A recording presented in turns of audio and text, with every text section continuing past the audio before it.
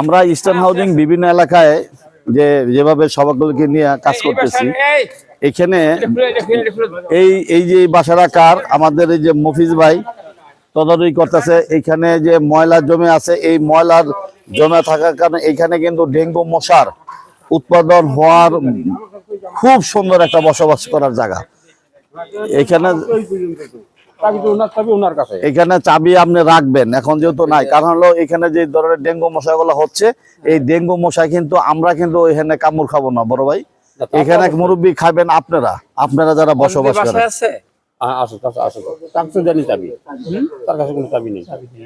আর এই দামরা কার? এই দামরা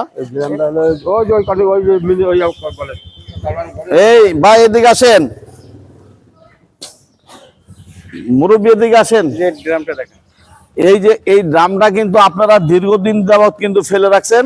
এই ড্রামে ফেলে রাখার পরে এটার ভিতরে কিন্তু আপনারাও পানি রাখছেন, আর এটার ভিতরে কিন্তু বৃষ্টি পানি জমে এখানে কিন্তু ডেঙ্গু মশা অলরেডি হয়ে গেছে অনেক। আস্তে আস্তে এই বেশি করে সরালো, এইখানে এটার ভিতরে কোনো পানি রাখা যাবে না, এবং এটা ফালাই দাও, পানি ফালাও, ওদিকে রাখো, আচ্ছা এদিকে ইয়া করো, ফালাও,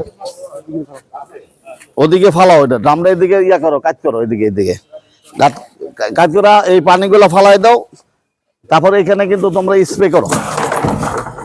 এই নাচের তো হ্যাঁ, এটার মধ্যে 100% এডিস মশা, এর মধ্যে ইয়া নাই, তোমরা সবাই একটু ইয়া দাও, স্প্রে করো, সবাই স্প্রে করো, কারণ এটার ভিতরে এই যে ডেঙ্গু মশা হয়েছে।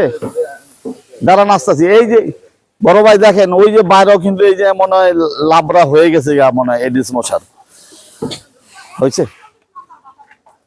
বড় ভাই এই ইয়া এদিকে যান একটু।